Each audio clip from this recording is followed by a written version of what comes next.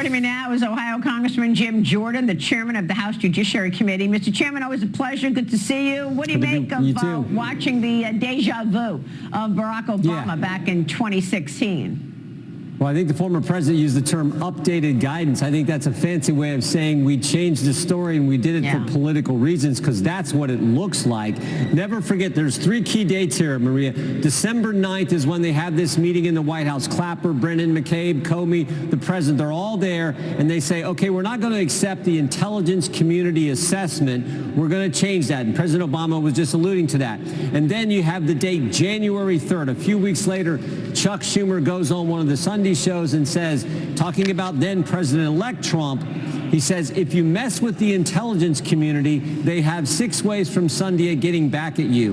And then 3 days later, January 6th, they all go up to Trump Tower to give President Trump what he believes is his incoming defensive briefing as the new, as the president-elect. He thinks he's getting the normal defensive briefing. Instead, it's a setup.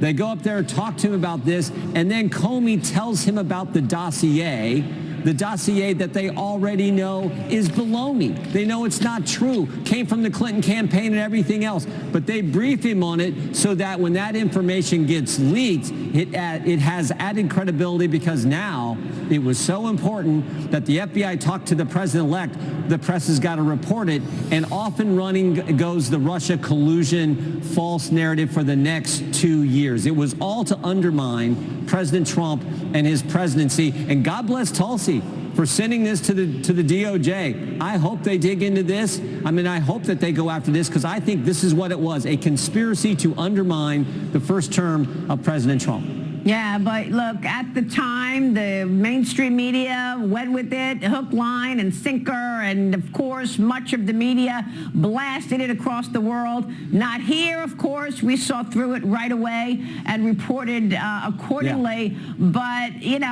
But, we've been calling for accountability now since then. It's almost 10 years, Congressman. So it now falls to AG Pam Bondi and FBI Director Kash Patel on whether or not anything will actually be done about it. What are the odds? Yeah. Well, I think they are digging into this, and I think that the facts are strong. Here's some other evidence I think is important. This was a setup when they went up there on January 6th to Trump Tower and gave President Trump this briefing. Yeah. It was a setup because a few weeks later they did the same thing to Michael Flynn, and Jim Comey then bragged about it. He said, when we went to the White House, he said we should have called the White House counsel. We should have let him know. We should have talked about this. He should have had a lawyer. All this should have been happening, but they just said, no, we thought it was a new administration. We could get in, we could get out, we could ask him questions. And there's even email correspondence amongst FBI agents from that time with General Flynn where they say, what's our goal? Are we trying to get him to lie? What's our objective here? They were setting up Michael Flynn just like they tried to set up the President of the United States. So this is what this whole operation was about. And again, let's hope that they dig into this and get all this information out there. And if they can prove that there's a crime, I hope they move forward with it. Now, is this why they raided Mar-a-Lago in 2022? Because they wanted these documents that were sure to be declassified? I don't know. I do think when you go back to this, what we're talking about in 2016, 2017, it's about a 30-day time period between that December 9th meeting, 2016, and when they go up to up to Trump Tower and do this briefing. I do think this is when the weaponization of government really began. This is when they said, forget the election. We're going to try to undermine his presidency now. It was bad enough what they tried to do, spying on his campaign during the 2016 campaign. But now they're trying to undermine him after he's already won. So I do think that's when it all began. Yeah, so, it's interesting because the bulk of these declassified documents reveal that, number one, they knew that the dossier was fake. They knew it was made up. And also they revealed that the FBI did not really investigate former Secretary of State Hillary Clinton for her private email server, right? So both of those things were happening at the same time, and it was during a contest between the two players, Hillary Clinton versus Donald Trump.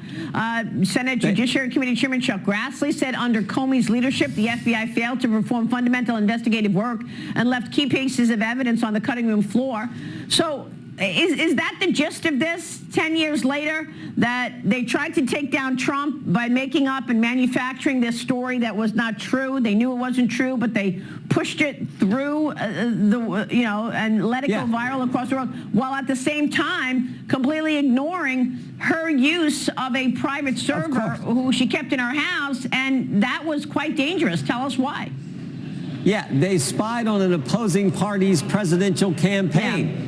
And the evidence they used to get the warrant to spy on them was the Clinton campaign hired the law firm Perkins Coie, who hired Fusion GPS, a Democrat public relations firm, who hired a foreigner, Christopher Steele, who put together the garbage that became the dossier.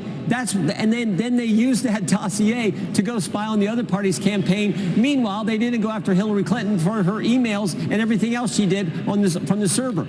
That's what they did. And then when that didn't work, they said, oh, now we're going to undermine his presidency by concocting this story, going up to Trump Tower, giving him the defensive briefing that he's supposed to get. President Trump thinks that's what's happening, when in fact it's a setup, just like they set Michael Flynn up 3 weeks later. That's what this group did. And again, Tulsi now is highlighting the underlying intelligence and said there was nothing there. But the meeting in Obama's office, they all decided to change that. No. We're not going to send out that initial intelligence community assessment. We're going to put together a new one that will allow us to do what I just described. Well, look, Hillary Clinton was ultimately accused of mishandling highly classified information while using a private email server set up in her home. In 2016, the FBI suggested to the DOJ that she should not face prosecution ahead of the presidential election. So there, I guess they found religion on not getting involved in a presidential election. But look, at the end of the day, this has been an exhausting 10 years because of all of these shenanigans, Congressman. You know that. You've been living it. So have I, and the audience as well. So how is anybody supposed to trust that there's actual, real, work going on and honest work, and it's not all politics? I mean, you have to remove the people, don't you? Who should be getting fired? Putting indictments and prosecutions aside, who needs to get fired and leave Congress for all of these lies? Well, I do think that, I've said this multiple times, I do think it's night and day compared to the kind of work you're seeing from Attorney General Bondi, Todd Blanche, Kash Patel, Dan Bongino at the Justice Department, compared to Merrick Garland and Christopher Wray. But this whole pattern that we've seen of going after President Trump, they spied on his campaign, then they tried to undermine his presidency with what I just described. Then it was the whole Mueller investigation for 2 years. Then in the 2020 election, it was the 51 former intel officials, Clapper, Brennan, signing this crazy letter saying it was a Russian information operation when they had the Hunter Biden laptop. They knew it was real. And then once that happens, when he's running again in 24, it's Alvin Bragg, Fonnie Willis, Jack Smith, and all the things they did there. It has never stopped. But where it started is what Tulsi is now bringing forward, stuff we suspected. We had some of the evidence, but she has even more. And that's why we need to go back there and dig into this, because this is where it all began. Yeah, no, I understand. These are the two biggest scandals that anybody has ever seen. The first one being Russia collusion, and a sitting president trying to stop an incoming president, Obama trying to stop Trump, and then the cover-up of Joe Biden's mental capacity and the use of the auto pen. Who the heck was running the country in the last 4 years? So now we hear from the former first son, Hunter Biden, returning to the limelight over the weekend in this new 3-hour interview. Here's one more of the bizarre takes on what he is criticizing of President Trump's immigration policy. Watch this. That people are really upset about illegal immigration. You. How do you think your hotel room gets cleaned? How do you think you got food on your table? Who do you think washes your dishes? If I became president, I would pick up the phone and call the president of El Salvador and say, you either send them back or I'm going to invade. Well, I mean, it's hard to understand with all those F-bombs in there, Congressman, but your reaction to Hunter Biden now coming out and cursing everybody out. Yeah, I don't think he's ever going to become president. I think he said if I become president, I was going to do something. I don't know that that's likely to happen in this country, and thank goodness for that. No, I mean, this is the left talking. He's part of the left. I mean, what President Trump is doing is exactly what he campaigned on, and the American people appreciate it. We now have a secure border, which we didn't have before. The American people appreciate President Trump, maybe more than any elected official in my lifetime, does what he said he was going to do, does exactly what the American people elected him to do. He said he was going to secure the border. He did. He said he was going to have NATO countries kick in more for defense. They are. He said Iran wasn't going to get a nuclear weapon. That operation was so successful there. And on. He said he was going to cut taxes. We did that. I mean, on it goes. So I appreciate that. I think the American people do. What they don't appreciate is Hunter Biden and some of the things his family did, his dad did while he was president. Yeah. Oh, well, it certainly has been a very successful 6 months. Congrats to you and your colleagues, and certainly President Trump is riding a high on all of this, but Hunter Biden's cursing everybody out, I guess. Congressman, it's good to see you this morning. Thank you. Jim Jordan is the chairman of the House Judiciary Committee.